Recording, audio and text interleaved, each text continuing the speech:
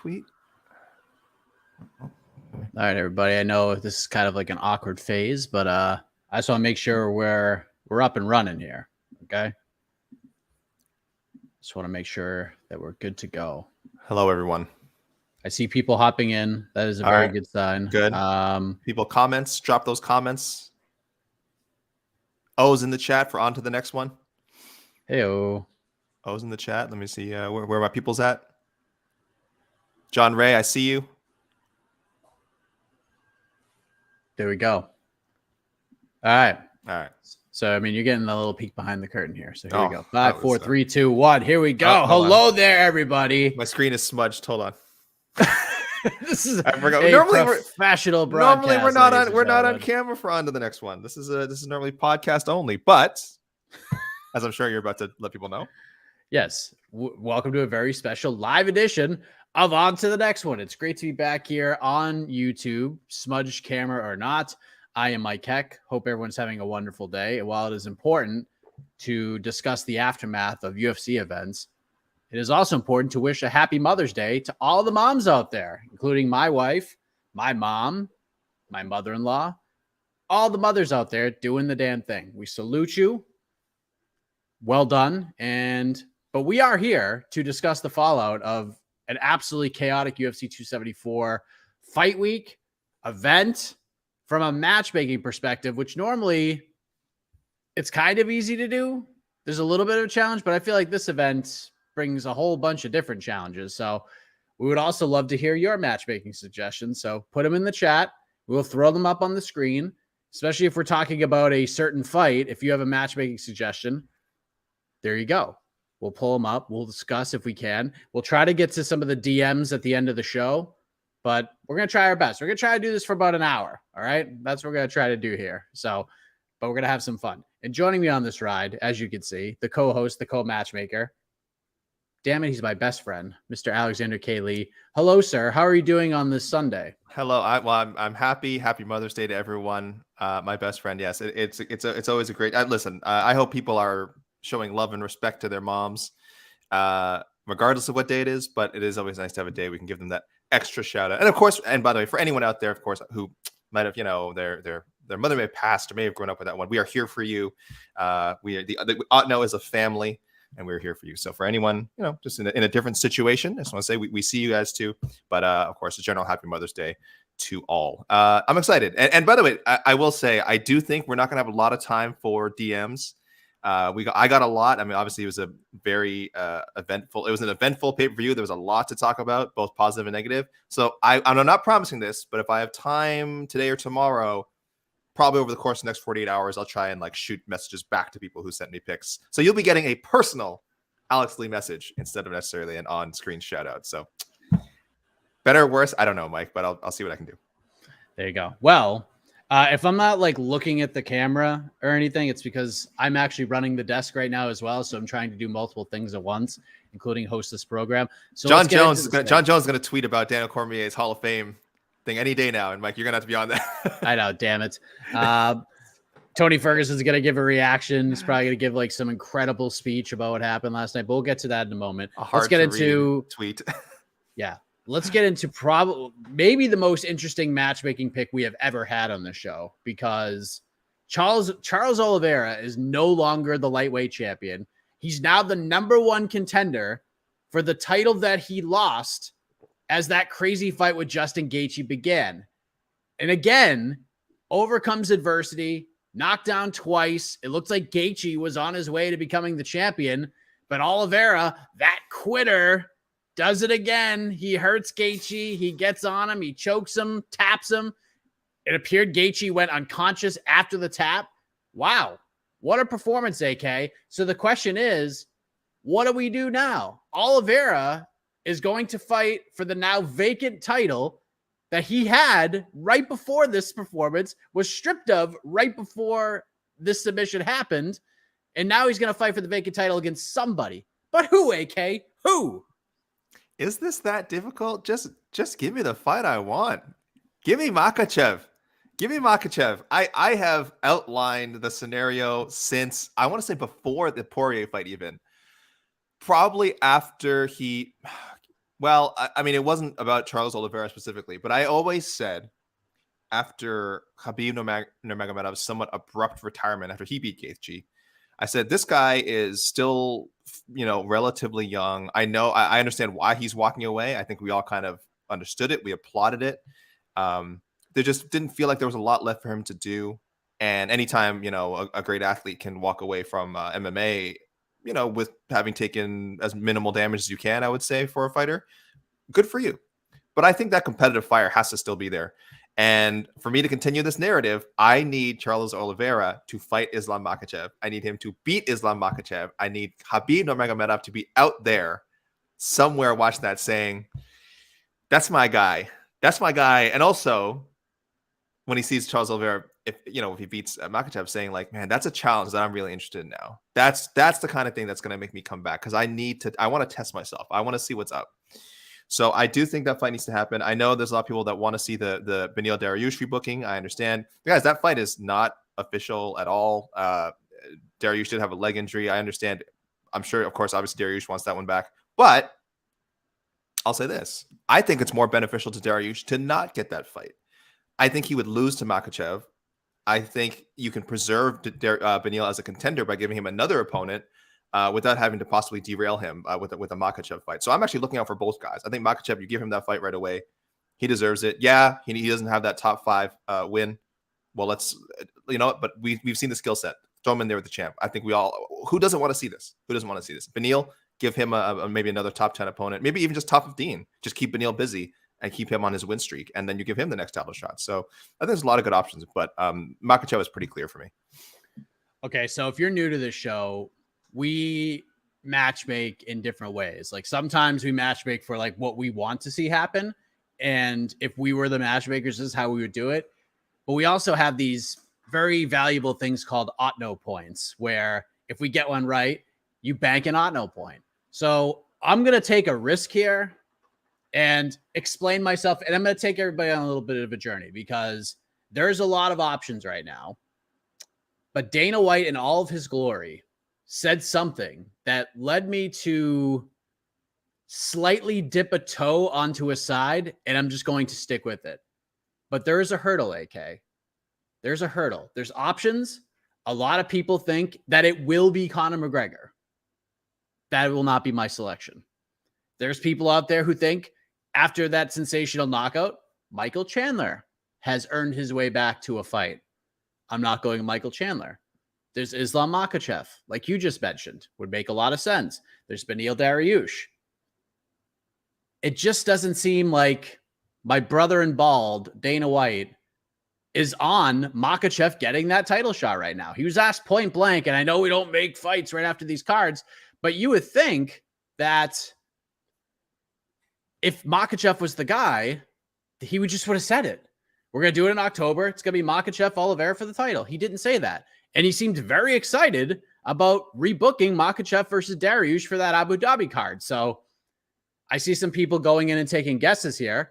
Dak Schoof, you're right on the money, my man. There's a fight coming up on July 2nd. And I'm going to get crazy, AK. If Alexander Volkanovski beats Max Holloway a third time, and he fancies himself a chance to get on that short list of 2 division champions, I could absolutely see the UFC giving Volkanovski that shot. In fact, Dana White said, should he want to do that, he would get an immediate title shot. And this featherweight division is in a place right now that if he beats Max Holloway, the division needs to play itself out a little bit. There are some big fights coming up, but what's bigger? What's bigger for Volkanovski right now? Fighting Calvin Kattar? I like Calvin a lot. What about Josh Emmett? Would be a really cool story. Not a big fight. Volk going up to 155 and fighting Charles Oliveira for the vacant lightweight title. That's a super interesting fight. So I'm going to stick with Chaos, AK. That has been my theme for this entire fight week. Volk has to win for this to happen. But that's a big if. That's a big if. Man, I'm in. That's the one I want. Yeah. How can you be against that? I mean, I like a good buildup as much as anyone. I like good storyline. I like good buildup. But I'm also pretty impatient as well when it comes to match. I mean, look, I just said give Makhachev the fight right away. I don't want to see him go through Dariush and all this stuff. So the same thing when you propose a super fight like Volkanovski and Charles Oliveira. I'm just gonna say just do it. Just do it. If it is possible to do it, like you said, if he beats Max Holloway fairly and he's fairly injury free, and he's like, I'm ready to turn around and get want another fight, and I want to challenge Oliveira. You just do it. You don't overthink it. You don't think like, oh, does Volkanovski, is there anyone, like you said, is there anyone else a featherweight he needs to fight first? Just Charles Oliveira again? What about the lightweight contenders line? That's a super cool fight. It is.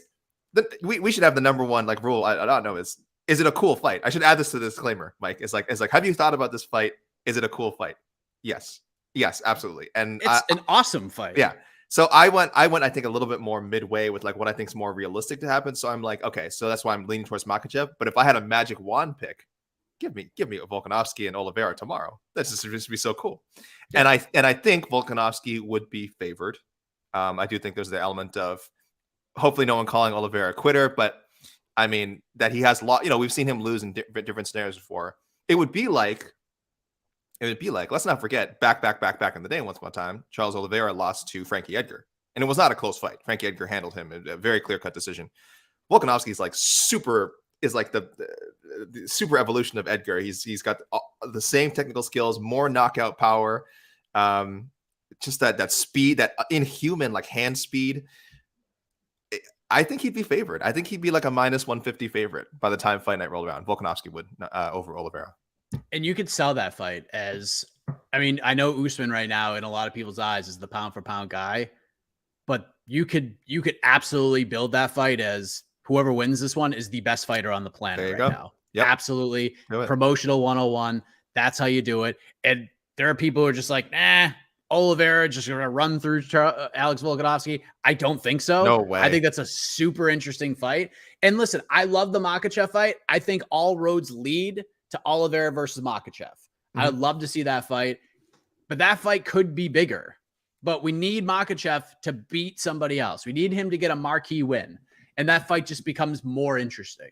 He goes out, beats Beneil Dariush. He gets the winner of that fight. And Islam Makhachev title shot, when it finally happens, becomes that much bigger. You give it to him now, it's still very interesting, but it's not as big as it could be if he goes out and gets that win. So if anyone who thinks he'd run through him, at worst, you're getting what has become the Charles Oliveira formula. Oliveira gets hurt early. He comes back, does some crazy-ish, fires back on the feet, lands bombs, and then goes to the jiu-jitsu and gets himself another choke out. So even if that happened, even when we're kind of like, oh, he won that way again, that'd be freaking amazing. Like even if you didn't get a back and forth battle and you got the now patented Charles Oliveira comeback, if he did that to Volkanovski, that'd be insane and amazing. So. Beneil is injured, but he's on the road to recovery. He was even saying he could fight this summer, but they're not going to. Islam is not fighting till October. The UFC is not going to risk it. They're going back to Abu Dhabi. Islam Makhachev is going to be on that card. Are they going to put Oliveira on that card with him? I don't know. I could see Oliveira fighting before that. Beneil could be on that card too. Yeah, he could get a fight on that card. Yeah, they could actually. I actually think that's the fight. They should just fight each other. Then we have a clear-cut number one contender. Let's let this silliness of the division play out. No. Yeah. I'm saying Makhachev, Charles Oliveira, Beneil fight someone else. Oh yeah, I mean, yeah, you could do that as well. I mean, there's lots of ways you go with this. I'm taking a risk here. I'm taking a risk, and I admit that I'm taking a risk. So it's going to be interesting. I don't know. It could be Conor. Most people believe it's going to be Conor getting the title shot. So who the hell knows? We're probably all wrong at this point. Who knows? But let's go to Justin Gaethje because he falls short once again in his bid to become a world champion. I'm ready to see a rematch, AK. It just kind of needs to happen at this point because we have one guy that's kind of on an island looking to get off, and we have a guy that's just kind of in a position where he's just going to have super fun fights. So no one's going to complain about this one. Justin Gaethje versus Dustin Poirier 2. Let's just have it. Let's just make it happen. Massive fight, super fun. Dustin just wants to fight somebody. Let's have some sweet, violent fun. What do you think for Gaethje? I think Poirier would agree to it. I just think no human being should have to fight Justin Gaethje more than once. And I'm sure if Poirier had other options, he will. And I've been campaigning for an RDA rematch. I know that's kind of off the table because they are booking Rafael versus Rafael again. So, but I'm still holding out for that. I'm still holding out for Poirier to fight someone besides Gaethje. That was my first choice of the Gaethje rematch because I was just running down to all the options from all the top 20 guys, and there's people who are booked, people who just don't make sense for Poirier. So I understand it. And it's been, what, 4 years, I think, since their first fight? It's been a while. It's been a while. They're different guys. It'd be an amazing fight. Who's going to say no? You make that a 5-round. Oh, no, actually, you know what? For their sakes, just make it a 3-rounder. Unless you're going to pay them more. I went in a crazier direction, Mike. I went with a guy that you actually, as the commissioner of Eagle FC, plan to make an integral part of that promotion one day when you take over. I want to see Gaethje kind of try going up. Maybe not permanently, just for a few fights. Go up to 170. Give me this fight. Give me Gaethje versus Vicente Luque. Damn. Go up to 165, 160, whatever. 170. It's probably easy for Luque. 170. Let's just do it. Let's just do it. Why? I think Gaethje, I get it. He's going to be in the title conversation as long as he wants to be. He's always 1 or 2 highlight reel knockouts away from getting another title shot, especially if Charles Oliveira loses the belt. Then you try and set up Gaethje Makhachev at some point. I get it. But those fights will be there no matter what happens. So give me this fun fight with him and Luque, and I think that would just be, I don't know. I just think that would just be insane. That would be freaking wild. I think Luque is just gigantic compared to Justin Gaethje. But, I mean, listen, if they book it, no one's going to complain about it. And, yeah, I mean, Gaethje is just kind of in that fun, crazy fight realm right now. And that's pretty much where he is. So, co-main event, AK, Yowzer. Carla Esparza is the strawweight champion of the world once again. She defeats Rose Namajunas. Not a spirited battle by any stretch of the imagination. I guess that's as nicely as I'm going to put it here on the Sunday morning on like 32 minutes of sleep. Carla wins. She gets it done. Dana White said, and I think a lot of people agree, that if Joanna Jędrzejczyk beat Zhang Weili at UFC 275, she's in. I tend to agree with that. So that's my half of the pick. What do you think? I'm going magic wand here. Can we just get the Marina Rodriguez fight out of the way? Look, listen, I'll even admit it is not the specifically Marina Rodriguez title fight rematch with Carla Esparza. I understand. Even as I'm making this pick, I'm like, yeah, I'd probably rather see Jędrzejczyk and Esparza rematch. I'd probably rather see Zhang Weili and Carla Esparza.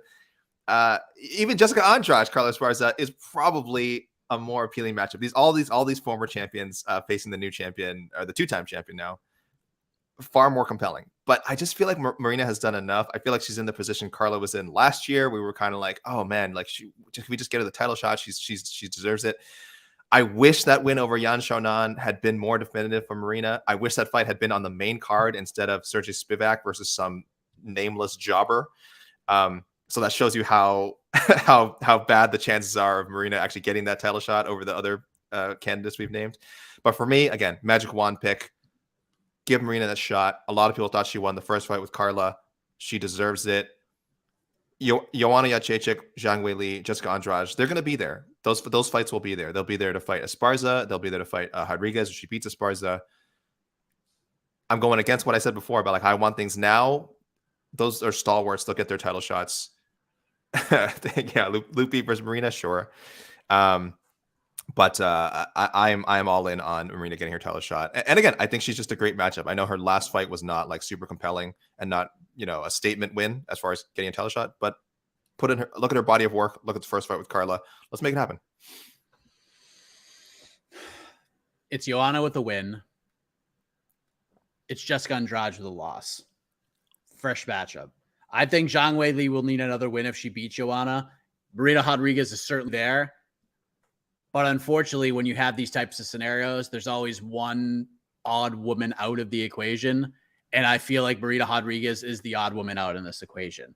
And this is no disrespect. I just feel that's kind of the position she's in right now. If the Yan Xiaonan fight went a little bit differently, I think we'd be talking a little more confidently about Marina getting this title fight. A win is a win, and that's great.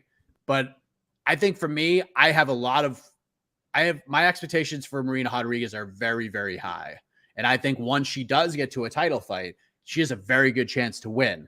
I don't think she's ready for it right now. I think she needs to get another fight in before she does fight for the title. So, yeah, I think if Joanna wins next month, they're definitely going to make that rematch.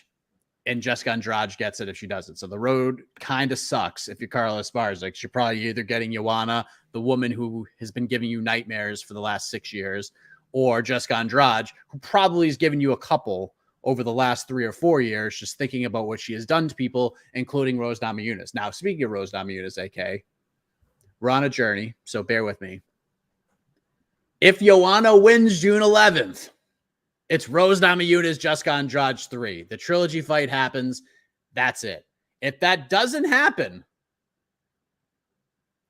God, I don't even know. Rose Marina Rodriguez? Rose Mackenzie Dern? My nose is about to start bleeding from these permutations, Mike. I'm giving Marina the rub. I'm going to give her this fight. Okay. Okay. I'm going to give Marina Rose if the chips fall where they may. I don't know. It's tough after a fight like that because we don't know if Rose is going to take a year off because she doesn't take losses very well. So, yeah, I'll go that route. What do you think for Rose? It's funny when I last time when I was picking for Mackenzie Dern, I had defaulted to Carla Esparza if she beats Rose. Sorry, if she loses to Rose Namajunas. For some reason, I hadn't considered the other option. I don't know why. I guess I just wasn't interested in seeing Dern Namajunas at this point. But it's almost like I feel like after that just bizarre performance from both women on Saturday that they have some reputation rebuilding to do. Esparza less because she has that gold belt around her waist at least, and now she can say she has officially beaten Namajunas twice. That's a nice feather in her cap.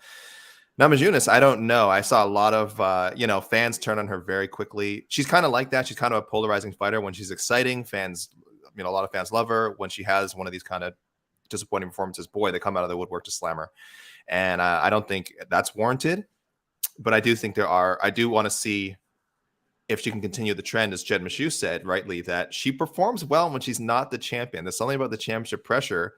Obviously, you're just facing elite competition, so it's always going to be, it's going to be tough. There's something about the championship pressure that seems to take away from her aggression. So now that she is once again chasing the belt, I want to see how she do against Mackenzie Dern. I think Dern is obviously a great style matchup. I think on the ground, she beats anybody, including Rose Namajunas, who has a very strong ground game. I think Dern beats her down there. On the other hand, I could see her just knocking Mackenzie Dern.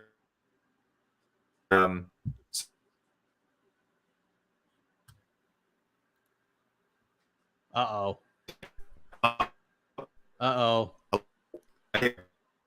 AK, come back to me. Trust me, this is going to be riveting stuff. Oh, he's back. He's back. Can you hear me? Continue Okay, on. I'm back. Continue okay. on. Anyway, too long, didn't listen, internet broken. I just think I am now interested in seeing Dern prove herself against Namajunas. Namajunas could knock her out. A motivated Namajunas could knock Mackenzie Dern out like 2 minutes. I don't know. But if it goes to the ground, of course, Dern always has a chance. And the UFC really wants to push Dern to a title shot. That's the path to it, man. If she can beat Rose Namajunas, huge win. I'm interested in seeing that now. I wasn't like 2 months ago. Now suddenly I want to. Look at that. Look at that comment, AK. Look at that. I saw a lot of throws. that. That's not Thug nice, throws. guys. I saw a lot of that. No, he's talking about you. He's talking about you. They're talking about your me. Internet. Oh, they are, but that's also what people were calling Rose Namajunas last night. Yeah. I think not very nice. What are we looking at here? Okay. So there we go. We're back. AK's back. I'm back. Co-main event is out of the way now. Let's head to the man who stole the show, AK. His name is Michael Chandler. A plus plus plus plus plus plus plus plus is all the way up my walls right now. Performance with the knockout of the year, maybe of the decade, then the promo of the year, maybe of the decade, probably not, but man, this guy just crushed it last night, AK. This guy is crushing life since going to the UFC. He's 2-2, but nobody cares that he's 2-2. In everybody's eyes, he's like 18-0 with the performances, the fights this guy's having. That in knockout of Tony Ferguson was absolutely redonkulous. He goes out, gets on the mic, he screams bloody murder, calls for the winner of the main event, or I will go up to 170 and fight you, Conor McGregor. You got to come back and fight somebody, bro. Are any of these real options for Michael Chandler after that sensational finish of Tony Ferguson? Yeah, Conor McGregor. Let's do it. Let's stop messing around. Conor McGregor, moving on, Mike, moving on. It's a good call out. I know everyone, listen, I get it. Everyone calls out Conor McGregor Connor at best to a lot of these guys responds on Twitter. He did immediately, I think like seconds after Chandler's post-fight promo was over, he sent out a pretty like moderately, worded tweet, just kind of like, yeah, 170, that'd be fun. Yeah, I think it's got a good knock. Yeah, it makes sense for both guys. I mean, it's a good matchup for McGregor. It's a winnable fight. I think I would favor Chandler, but I think the odds would probably end up in McGregor's favor. He's just so much more well known, and he's so obviously, you got that casual betting coming in. But it wouldn't be big. He wouldn't be a huge favorite. And how can McGregor? How can he avoid a guy who technically is who is 2-2 in the UFC? McGregor's gonna duck this guy? Come on, it makes a lot of sense. It's a guy who's willing to come up to 170. Just do it, Connor. Get healthy, get healed. Wait for this. Tell Dana White you want this fight. Start promoting it now. Let's go. I could not disagree with this comment more. He hasn't proved anything yet in the UFC. Come on, dude. Come on. The dude went hammer and tongs with Justin Gaethje for 15 minutes when that clearly wasn't his path. He has the knockout of the year, one of the greatest knockouts in the history of the company, and he was seconds away from becoming the UFC lightweight champion. Seconds away. One misstep, one mistake, he'd be the champion right now. I think this has been a tremendously successful run for him in the craziest division in the sport right now. So, yeah, I'm with you, AK. I'm giving the man what he wants. Give him Connor. Chandler deserves that fight. Let's rock and roll. He's not here for a long time. He's here for a good time, AK. So let's have a good time. 170 pounds, Michael Chandler versus Conor McGregor. I'm into it. No one's going to be upset about that fight being booked. Let's do it. Dana White's favorite fighter versus Dana White's actual favorite fighter. I'm in. Yeah, imagine seeing someone land a kick like that, a once-in-a-lifetime kick on a guy and flooring someone out cold as durable as Tony Ferguson, and then being like, yeah, but have they really shown anything though? What did that really prove? Guys, it's okay to enjoy. It's okay to enjoy things. It's okay to enjoy. Like, it's okay not to be a fan of guys too. Like, maybe you're not a fan of Chandler. I get it. And maybe you're like, oh, why isn't he 4-0 instead of 2-2? Sure. Could he be better? I mean, yeah. Has he been pretty damn friggin' good in the UFC so far? Objectively, yes. It's okay to enjoy things, guys. It's all right. He's become a top 5, at worst, top 5 must-watch fighters in the company right now in 4 fights. It's not enough for some people. It's not enough for some people, Mike. Now, when we have a moment like this, somebody has to be on the opposing end of it. And that man, unfortunately, was El Kukui, Tony Ferguson, who had, it looks like the old El Kukui was coming back, AK. He wins the first round. He knocks Chandler on his ass. Chandler takes him down, but he's on his back and he's slicing and dicing with elbows. I mean, it was a clear Tony Ferguson round. He won a round for the first time in over 3 years. Nobody saw this kick up the middle coming. In fact, Michael Chandler didn't even see this kick up the middle coming. So do you want to kick this off? Because just to peel behind the curtain, you kind of questioned whether or not we were going to matchmake for Tony Ferguson. So I'll let you have at it first. Yeah, listen, I very rarely like to advocate for a fighter to retire because we don't know what's going on in their heads, and it's easy for us to say, oh, a fighter's lost 3-4 fights and just took a vicious knockout and say they should walk away. So if this is my caveat for any fighter who I think like should possibly walk away, if they have enough money, if they're satisfied with their career, if they have other things in their life that they want to pursue, please, consider retirement and don't take any more damage, because Tony Ferguson has been fighting for 14 years, I think. And he's been in wars, man. Like, this is a hard 14. This isn't like he's been like, oh yeah, he's kind of like, he's been grinding out decisions and like dominating. Like, he gets damaged a lot. People remember the Lando Venata fight he got rocked in. I mean, he went almost 5 full rounds with Justin Gaethje. He probably would have gone 5 rounds if he had a choice. I think the referee really even could have stepped in earlier. That was such a nasty, gnarly fight.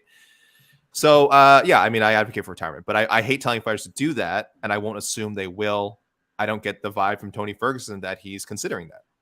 So I did get him a fight, and I think it's one that would just be super fun. I don't think he's at risk of getting like bolted like we just saw on Saturday, and I'm a little amazed this fight has never happened or even been booked before.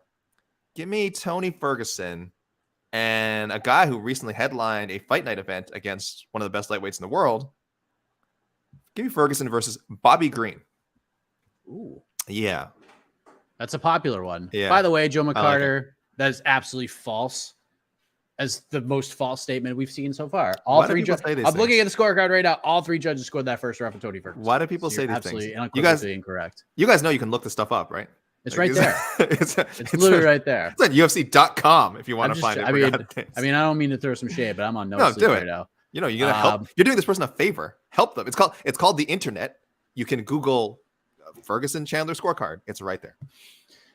So I mean, it's really funny that we've gone to Tony Ferguson, and by far more picks are coming in for Tony Ferguson. I thought Ferguson's first round was great. He gets colded by a super sneaky kick that I've never seen Chandler throw, that, you know, he's probably never thrown as well. So it's clear that his hopes to ever get back to a title fight are officially gone, right? They're officially gone. But there are still some fun scraps that could happen. And as we've seen, AK, numbers don't lie. We don't like to go behind the curtain too much and talk about clicks and views and stuff like that. But Tony Ferguson was the man this week. I mean, everybody wanted to know what he was doing. Everybody wanted to see what he had to say. Ferguson versus Green is fun. I hope he takes some time off. But when he comes back, I'm kind of in the same boat, but I'm going a little bit different. And I see some people actually going through there. Tony Ferguson versus Jim Miller. Let's just do it. Let's just do that fight. It's a big-time vet matchup. It's good matchmaking. I really like it. Tony Ferguson isn't going to get hurt in that fight. Jim Miller is just a freaking demon, so he's probably not going to get hurt in the fight either. So worst thing that happens to Tony Ferguson, he might get dropped a little bit. He's probably going to get submitted, worst case. And then probably the same for Jim Miller. Like, it's just a fun vet fight that I think both guys... See, even my dog likes Tony Ferguson versus Jim Miller. So, yeah, I'm going with that. I like the Bobby Green suggestion. Let me ask you this. There's another one that got brought up last night. What about Dan Hooker? If we're going to do a rank guy, I think that Dan Hooker probably makes the most sense. I dig it. This is why, again, as much as I'm, clutching my pearls and saying, oh, I wish these lightweights who've done all, these lightweight veterans who've been like 20 plus fights and just like put their bodies through it, they should retire. Listen, if they don't want to and they want to keep fighting, that's great. That is they're grown men. They can make these decisions themselves. And I hope we see more matchups like we saw. Unfortunately, it got canceled because Cerrone had unfortunately an illness, like Donald Cerrone or Lausanne. I think Ferguson is in that range now. Now, a little bit, not specifically against Cerrone or Lausanne, but yeah, other veterans, Jim Miller, Dan Hooker, Bobby Green. There's a lot of great fights to still be had. Put aside, what does this mean for the rankings? What does this mean for title talk? That doesn't matter for some of these guys anymore, and it shouldn't. We watch fights because MMA is supposed to be fun. That's our rule we always say. Do you want to see Tony Ferguson fight Jim Miller? Yeah. Do you want to see him fight Bobby Green? Yeah. Who would say no to these things? These are great fights. These are fun fights. So for Ferguson, he's in that range now. I hope he keeps making good money. I hope if he signs a new contract with the UFC, it's another, even though he's not in the contenders line significantly anymore, that he gets another pay bump up, and that he can continue fighting and hopefully get to the point where he's satisfied and can walk away. But if he's not, a lot of fun fights ahead. I'm into it. Man, I like the Ally Quinta idea too. Yeah, that's fun. But Al's kind of, I hope Al is in the Joe Lausanne range too, where he's kind of like, I'm just gonna, because he kind of said, I think the last time he's like, he's definitely considering retirement, but hasn't quite walked away. I hope he's like Joe Lausanne, where obviously he's got that booming real estate business and can just say, yeah, I want to fight once a year, or I want to fight like every 18 months. Like, I just want to fight when I want to. If Ally Quinta has that freedom, more power to you, man, because rest, recover, train when you want, train on your own schedule, and get the big fights whenever they come around. I love that stuff. Listen, and everyone's saying Al's retired. Al is retired 5,000 times. Yeah. Okay. He went on Ariel's show and was like, I still kind of dabble. Like, I guarantee he's still in the USADA pool. So yep. I guarantee he's still in the USADA pool. So I would say Al is not retired. Al would certainly fight Tony Ferguson if it was offered to him. Mm-hmm. If he was retired, his retirement would end. That's for damn sure. But these are the kinds of fights. I do not want to see Tony Ferguson fight Arman Tsarukyan of the world. Those are the fights I don't want to see. I don't want to see him fighting Rafael Fiziev, those types of guys. No. You want to do Dan Hooker? You want to give him a rank guy? Cool. Like, that's it. Other than that, Bobby Green's, Jim Miller's, those are the kinds of fights. Ally Quinta, I'm in for that. Other than that, not Fiziev. I just don't want to see him get badly knocked out or badly hurt. Like Jim Miller it's a fun scramble fest scrap. And people complain about that fight. Come on now. That fight rules and it's going to be super fun. Let's make this real quick, AK, because I don't know if you know this, but OSP fought Shogun last night. Oh, did he now? And he won. And with all due respect, I don't want to spend a lot of time here. The fight was what it was. OSP got a victory and 2 paychecks. Now what? Ryan Spann, Jan Kuchalaba fight next weekend. The winner of that fight will fight OSP. There we go. Done and done. Okay. I'll make it simple. Mine's way better than yours. Okay. OSP versus Ed Herman, AK. Let's just do it. That has to have been booked before. That's never been booked. It's never been booked. No it's way. never been booked. It's never even been booked. That's not possible. But that, like, I feel like that fight will be less terrible because I feel like Ed Herman will make OSP fight a little bit because Ed's not winning a lot and he gets hurt in a lot of fights. The Mike Rodriguez fight is nuts, but I feel like Ed will still go after OSP and like try to do stuff and force OSP to like try to do stuff back. So, I mean, listen, OSP versus Ed Herman, we got 2 young bucks looking to make a name for themselves. Why not? Now, this was an emotional roller coaster of an event because the main card started off pretty fun. Welterweights, fun scrap in the main opener. Then we got OSP. Then we got Chandler Ferguson. Then we got the co-main event. And then we got the main event. It was just literally an emotional roller coaster ride. But the main card opener was really good. Randy Brown overcomes a tough first round, gets the split decision win over Chaos Williams. Chaos thought he won. I did not think he won. I thought the judges got this one right. Thought Randy Brown won the second and third. I think this would be a good spot for the returning D-Rod, AK. Randy Brown versus Daniel Rodriguez. I'm in. That's my pick. What say you? Yep. In lockstep with you, buddy. That's one we've talked about on the show. I feel like I know before. I think our pal Marcus McGahee, I was looking through kind of the old past Auto picks. He's definitely someone who brought that up. So hat tip to Marcus. And nothing else needs to be said. Both guys, I think it'd be great if they got like a top 15 opponent for sure. I'd love to see that direction as well. But it doesn't feel like the schedule is quite working out for them that way. So I think you have to throw them in there with each other. And again, a loss does not knock either guy out of like contention forever.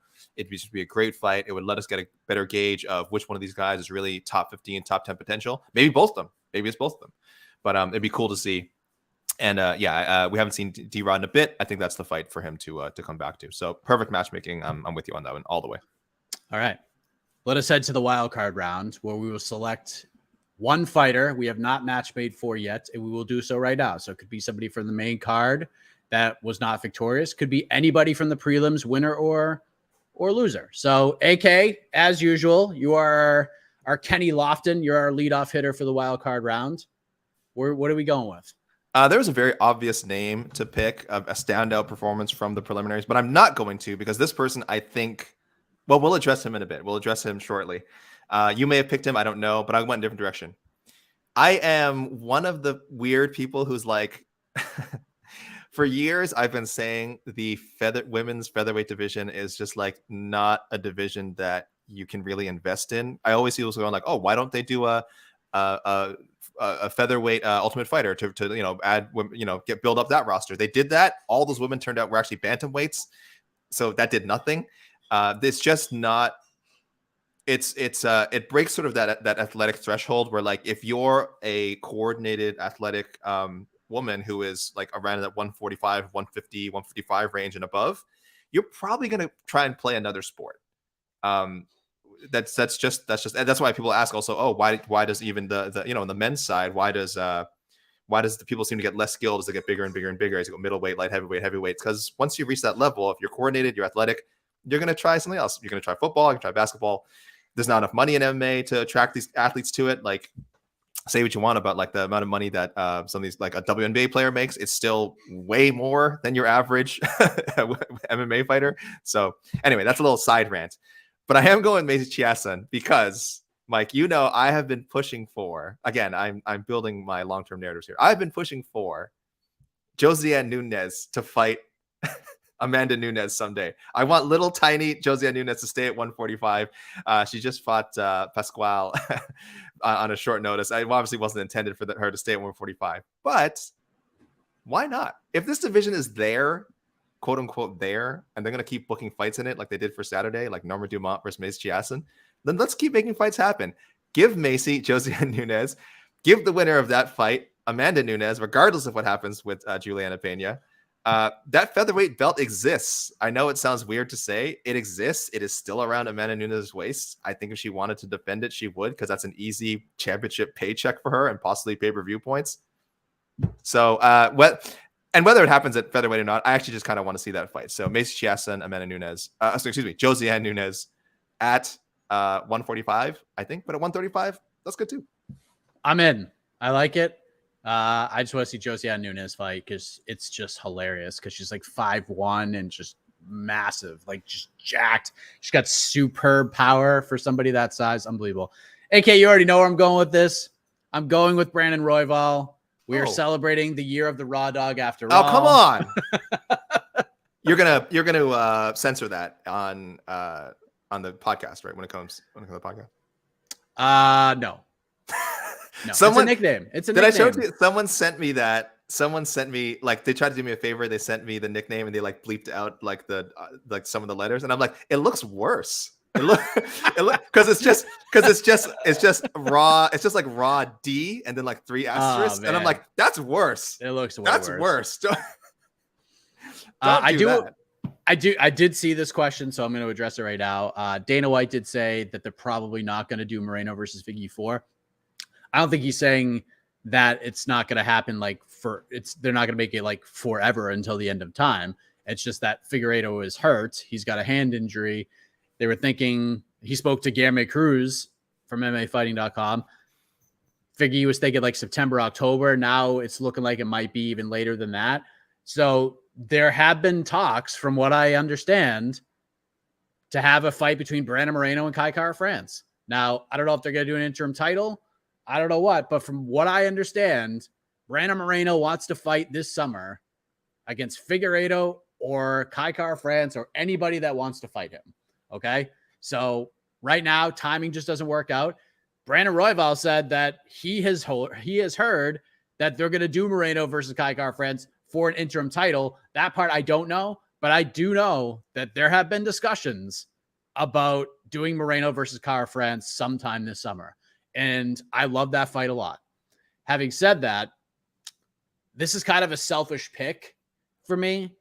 And it's a realistic pick because Brandon Royval was actually really smart with his call out. He's not going to fight Brandon Moreno right now. He wants that fight back badly. But if the UFC does go the route of booking this fight for an interim title between Brandon Moreno and Kai Kara France, and something happens to one of those guys, I feel like Royval is going to be the first phone call that's made to step in and take that fight. Why? Because he's the highest ranked guy without a fight right now. And he's also fought pretty much the whole top 5 outside of Askar Askarov. But Askar Askarov is fighting Alex Perez in July. So he's likely not getting the title fight. He could be ready, have the phone near him if the phone rings. AK, I'm going to do it. I'm going to do it. 2 of my favorites. This is guaranteed violence. But again, hurdle to jump over. If the former Ryzen Bantamweight champion Manel Kape beats Rogerio Bontorin on June 11th at UFC 275, Brandon Royval versus Manel Kape, good Lord. You're welcome, world. You're welcome. That's another 1 round fight of the night waiting to happen. That's like, that could easily go 1 round and still be like, again, because they just gave Royval and Chanel fight of the night for a fight that didn't even last 2.5 minutes. So I could definitely see that happening with him and Kape. Yeah. Hey, listen, I like it. That's the pick. That might be my best wild card pick ever. But of course, again, Manel Kape has to fight on June 11th, and he has to win on June 11th for this to be a thing. So there we go. Do we have any extracurriculars here? I just want to shout out our listeners for nailing some of these picks. Obviously, some very obvious ones, but I like to give a little rundown of stuff that's kind of become official this week, guys. So, or mostly, sorry, not official, but at least in talks. You know, we've got sources saying that these are definitely going to happen. Some of them announced, some of them were announced on Saturday. So we got Sarukian versus Mateusz Gamrot, June 25th. It looks like we got Adesanya and Cannonier and Volkanovski Holloway 3. That's official now. UFC 276, July 2nd. Ankalaev versus Anthony Smith, UFC 277 on July 30th. And in the works, Tuivasa versus Gane for September 3rd. Fingers crossed in Paris. That would be so sick. Tuivasa takes France it just writes itself. So a lot of our listeners had those picks together, guys. We picked those as a family. So great work there. And I'm going to give out individual points. MMA heads always sending out great picks. O'Malley versus Munoz, UFC 276, July 2nd. And to our pal, the Otno coin collector, who I haven't seen in a while, but they picked Sean Strickland versus Alex Pereira. Also going down UFC 276. So well done, everyone. Well done, listeners, regular listeners of Otno. And if you're new to the show, people, send in those picks. Let us know. Throw those comments in. Pantoja literally defeated Royval last 5 weeks. No, we're not excluding him. All I'm saying was I liked the call out. I liked the fact. And listen, what we're going to remember, this is a recency bias sport. Brandon Royval did that in front of a crowd that loved him and reacted very positively to what he did against Matt Schnell, and a very exciting fight for as long as it lasted. So if there's a choice between Royval and Pantoja, meritocracy aside, Royval's getting that phone call. Like, he's getting the phone call. He's the more exciting fighter. Pantoja's very good. And if this is Bellator, he'd probably already have fought for the title. But this isn't Bellator. This is the UFC. And yeah, I mean, it is what it is. Not excluding him, but I just feel that it was a good call out. And Royval's going to fight Manel Cap anyways. So everybody wins. Okay. Listen, Pantoja needs to start talking crap on Twitter. All right, guys, because here's the one problem with Pantoja, who might be the best flyweight in the world. We don't know. In between his fights, he kind of just like doesn't exist. He's not the only one who has this. No, right. He's not the only one who has this problem. It's but true. He has no like social media or even conventional media presence. He's not out there doing interviews, and I personally don't mind that. Like, I find that kind of like, privacy refreshing. But we are talking about MMA. We're talking about combat sports. We're talking about sports entertainment, and Pantoja does not play that game. The game he plays, he's very good at. Again, maybe the best, and at least one of the top 3 flyweights I think in the world. But you got to play the game a little bit, and that's why it does not come up in these conversations. Lupi Godinez getting some love here. Cheyenne Velismus. That'd be an interesting fight. A lot of Islam versus Charlie Olives love here. Should be Islam Oliveira. Chandler versus Connor for sure. Winner fights for the belt. Definitely going to be Pantoja Figgy. I don't think so. Sorry. Kai Kara. The only person, I mean, listen, Pantoja has an argument, but Kai Kara France clearly would be the guy to fight for the title next. Like, if something happened and like Moreno couldn't fight Figgy, they're calling Kai Kara France first. He's there. He's earned it. The whole discussion has been, is it Kai Kara France or did they just do the 4th fight with Brandon Moreno? I'm with do the 4th fight with Brandon Moreno, but Kai Kara France is next in line. He's the on deck batter. And by the way, Brandon Royval put away Kai Kara France, and that win is aged extremely well. Extremely well. Please no interim title, by the way. Please no interim title. Belts, I understand belts are props. So, I mean, if they make one, it's fine. It's not hurting anybody. But you don't need to make one. Just pay. Here's the thing. Make it a 5-round fight. Pay both guys what they deserve. Give them pay-per-view points. For anyone out there who's like, oh, you got to give them a title so then get pay-per-view points and then you make more money. Guys, this is a UFC decision. They can pay people more money anytime they want. They can pay people pay-per-view points anytime they want. It's that's why there's different contracts for the fights. That's how you sign on. They can add these things. This is in the UFC's power. They don't need to add a belt to the equation. That's just what they say to limit the amount of times that they have to do this, to limit the negotiation. So I'm not. It's fine. It just sounds silly if they make an interim title fight. If that's what it takes to get these guys paid, then at the end of the day, I'm fine with it. But normalize 5-round non-interim title fights between guys, and guys getting paid a lot more money for those fights. It's an interim title. You know it's going to be an interim title fight. That's dumb. Pardon my language. I haven't got a lot of sleep. That is dumb. Unreal. Wow. Yeah. I mean, if they make that fight, the UFC is going to put an interim title on it, because, by the way, these cards are filling up. We're starting to run out of champions here, and we got lots of pay-per-views to fill up. We get July 30th to fill up. It would not shock me in the slightest if they put that fight on that July 30th card for an interim title. What's going to headline it? I have no freaking clue, but yeah, we'll see what happens. I'll get to a couple of these. Sure. There's a few that I like. Rose versus Dern, sure. I'll get to a couple of these picks. Just, I think we have like 10 minutes to go before we hit that hour mark that I wanted to hit. Let's go to Matt Ravelli. I don't want Michael Chandler to get a title shot off of this. Yes, it was impressive, but I want him to fight the loser of Beneil and Islam when it happens. All right. Robbie Ryan, Oliveira versus Islam, Esparza versus the Joanna Zhang. Wow, okay. I'm sorry, I read this wrong. Too tired. Esparza versus Joanna Zhang winner, which she will lose. And then Chandler versus McGregor. And he said UFC 274 was a disaster. All right. Jaron Kawada. Do Bronx versus Holloway 2 after Max beats Volk? Wow. Randy Brown versus Kevin Holland. We didn't give the disclaimer. Come on, man. You're better than that.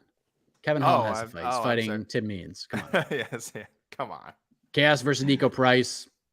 And he says Chaos should have won. No, he shouldn't have, but I do like the fight with Nico Price. OSP versus Maxim Grishin. Trinaldo versus Zaleski. What do you think about that? Yeah. I'm down for Trinaldo versus almost anything at this point. I love that guy. Give Tony a bounce back fight and a chance to avenge his loss to Michael Johnson, AK. I think that's kind of too far back, if we're being honest. And again, Michael Johnson has a fight. He's fighting next week, isn't he? Is it next week? He's fighting Alan Patrick, isn't he? He is. I can't believe that fight's actually happening. That's crazy. That's insane. Tristan Gordet. Let's see if we have anything new here. Justin Gaethje versus Dustin Poirier 2. Dana said he's not making the fight with Poirier versus Nate, so this makes the most sense. Yes. Randy Brown versus Gunnar Nelson. Chaos Williams versus Jeremiah Wells. Win or lose against if Jeremiah Wells wins or loses against Court McGee at UFC Austin on June 18th. Wildcard, Brennan Royval versus Mateus Nicolau. Trinaldo versus Li Jing Liang. Lupi Godinez versus the winner of Jessica Penne versus Brianna Fortino, happening July 16th. If Jessica wins, Lupi could try to get that one back. If Brianna wins, I feel like the matchup is really good stylistically. Yes, by the way, we haven't seen Brianna Fortino, a.k.a. Brianna Van Buren. She is fighting Jessica Penne. FKA, yes. Also known as, but yeah. Previously known as PKA. Formerly known as. Oh, tremendous. Yeah. By the way, I apologize for not reading the disclaimer. I won't read the whole thing, but that's where I wanted to mention our rule for Andre Fialho. He's getting the Kevin Holland ban because he's already said that he's spoken to the UFC and they're going to book him for next month's card in Singapore. So matchmaking for him is really futile. You can throw those matchmaking picks out there, go ahead. But if you think what Andre Fialho is doing next, you are wrong. The only thing that we know is he's going to fight. He wants to fight as many times as possible and might fight like 8 times this year for the UFC. We don't know. So he's getting the ban. If they make Islam versus Dariush, who will Oliveira fight? I think Connor's. Listen, you're going to hate, a lot of you are going to hate to hear this, but Connor's definitely in this conversation right now. He's always in the conversation. He's in the conversation. There's no doubt about it. He's in the conversation again, but there's lots of things we could do with Oliveira. It's super fun.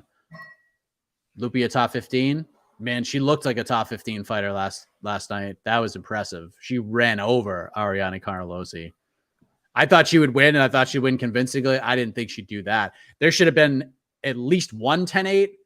There could have been 2 10-8s in that fight for sure. Mm-hmm. Askarov, Royval a fight to make. Again, Askarov has a fight. He's fighting Alex Perez. Andre Fialho versus Alex Morono, AK. Yeah. Again, listen, there's a lot I of can see Alex going to Singapore on short notice. Sure. Nick Duroff, remind us if you're on Twitter or whatever, just DM me or remind us on one of our shows later. If that gets booked like this week, you definitely get no point. They're gonna make Charles sit out, wait for Connor. Also, can we give Carla her props or at least going for finishes, sticking to her style? I mean, no one really went for any finishes, if being honest. Dubrox versus Islam. Rose next fight on Dancing with the Stars. Good Peter Ambrosini, you're joking, but that would be a good thing for it. Didn't that show just get canceled, though? It did?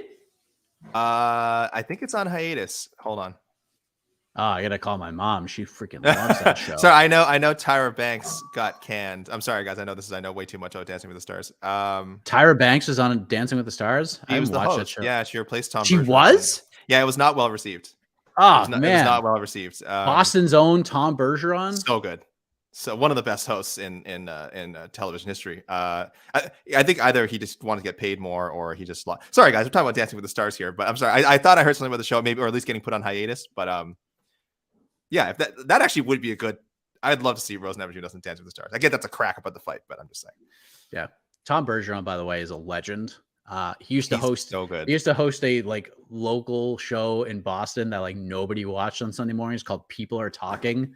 And I just thought he was such a good host. He's amazing. He's like Bob Barker-esque with his ability to be like glib, like really glib and like burn people when they do. Anyway, he's quick-witted. He's good. This was one that has come up a lot. Michael Chandler versus Dustin Poirier. I would love to see this fight. I just don't think it happens. I don't think Dustin has any interest in fighting Michael Chandler. Why not? I think, well, Michael said some things like along the way that really irked Dustin Poirier about, Remember they booked, at least they were in discussions to do Dustin Poirier versus Tony Ferguson. Remember this? This is like, I don't know if this is in the middle of the pandemic or if this is before, but that fight was discussed and it looked like it was heading in the right direction. There just needed some I's to be dotted and T's to be crossed, but they never were. So for some reason, Dustin kind of like was out of the conversation and Michael Chandler's like, all right, I'm here for a good time, not a long time. I'm in. And Tony Ferguson was like, no, bro, I wanted to fight Dustin. I'm standing by the guy I wanted to fight. And Dustin thought that was kind of a bad look for Michael Chandler. And since then, he's just kind of no-sold him every single time. So, I mean, if it comes down to it and Poirier just wants to get back in there, I guess. But I think he'd rather fight. I mean, I think he'd kind of rather fight Gaethje a second time than fight Chandler, if we're being honest. I just don't think he wants to give Chandler any kind of a rub at all. God, why would anyone want to fight Justin Gaethje twice? Oh my God. I mean, he probably thinks he could beat him. I mean, he did already, so yeah, or beat him again. Yeah. Royval wild as hell, of course. Tracy Cortez versus Ariane Lipski. I think we got to go a little higher with Cortez now. That was a good win over Melissa Gatto. I will say this: props to Tracy Cortez for her defense on the ground. Melissa Gatto had her chances. Looked like things were going to get a little hairy, and Tracy battled through it. But to me, man, like, good for her getting the win. This one screamed Melissa Gatto lost this fight and gave it away more than Tracy won it. That's just how I viewed it watching it live. Great win for Tracy. Great moment for her in front of the home crowd. I thought Melissa Gatto, I think if they fought 10 times, Gatto wins 7 of them. But Cortez got it done when it counted. So do we think, is she ready for a top 15? Do we throw Tracy Cortez as a top 15 opponent right now? Or are we sniffing that at this point? No, yeah. Listen, give her the I shouldn't even bring this up. Give her the didn't she wait? What's the fight? Oh, Erin Blanchfield. Yeah, I was gonna say give her the Erin Blanchfield rematch. I don't know. That was the she narrowly she that was a I got a robbery review that Sunday. Yeah, I got a robbery review that Sunday. Invicta, her last appearance for Invicta for Contender Series. Yeah, she won a very, very narrow split decision over Erin Blanchfield, hotly contested.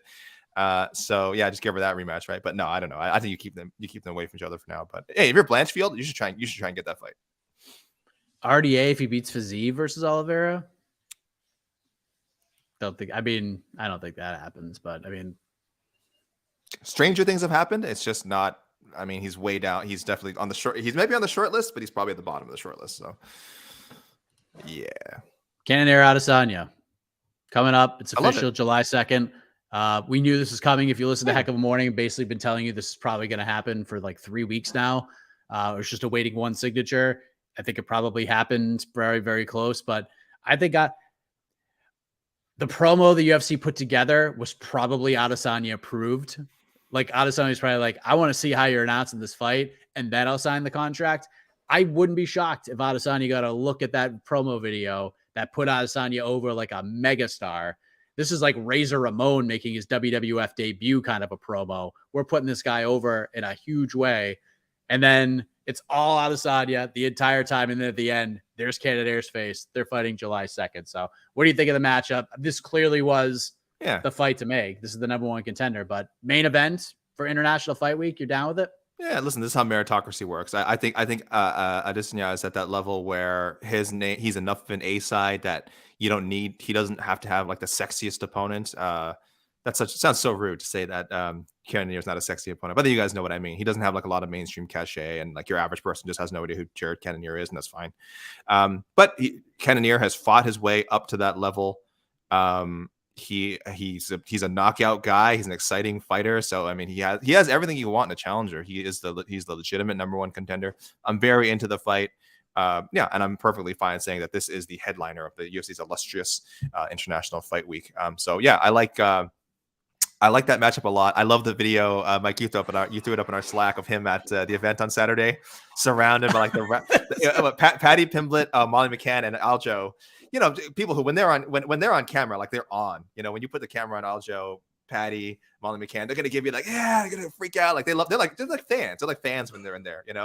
And then Cannonier is he's like me when I'm at a party. Like he's just kind of sitting there like kind of minding his. Sorry for podcast listeners. I'm doing like a vacant expression on my face to show like just being uncomfortable in this big public setting. I'm like that. Cannonier is me. Cannonier is, I think, is a lot of us in that clip.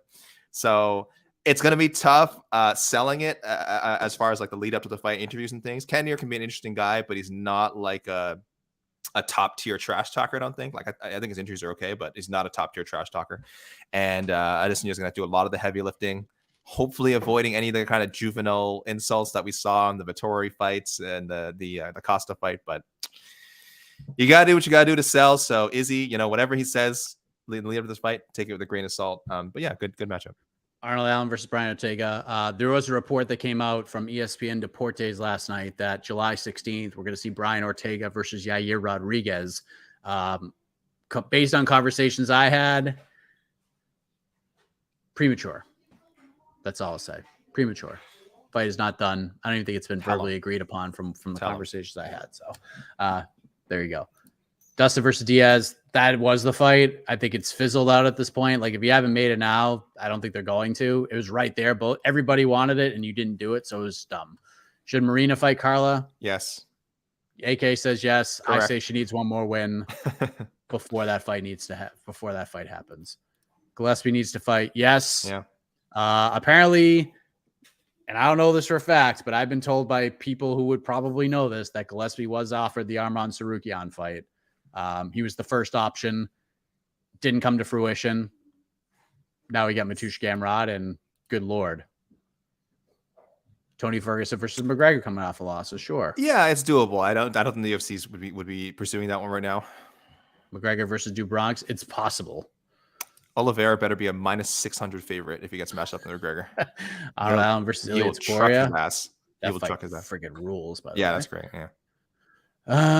What else we got? I'm going to run through a few more of these. Gaethje versus the RDA Fiziev winner, AK? Let me drop a couple of, Gaethje. Well, I've been advocating for RDA to fight Dustin Poirier at some point. So, but I mean, that's kind of right in the same realm.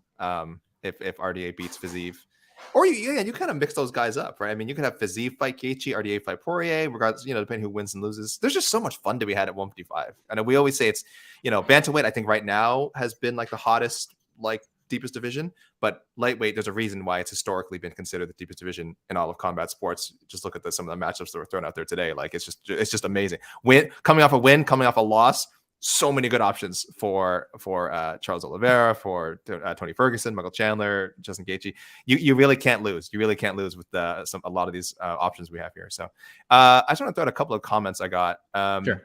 Just from Marcus McGahee, he called this he always labels our shows. He called this the and no edition,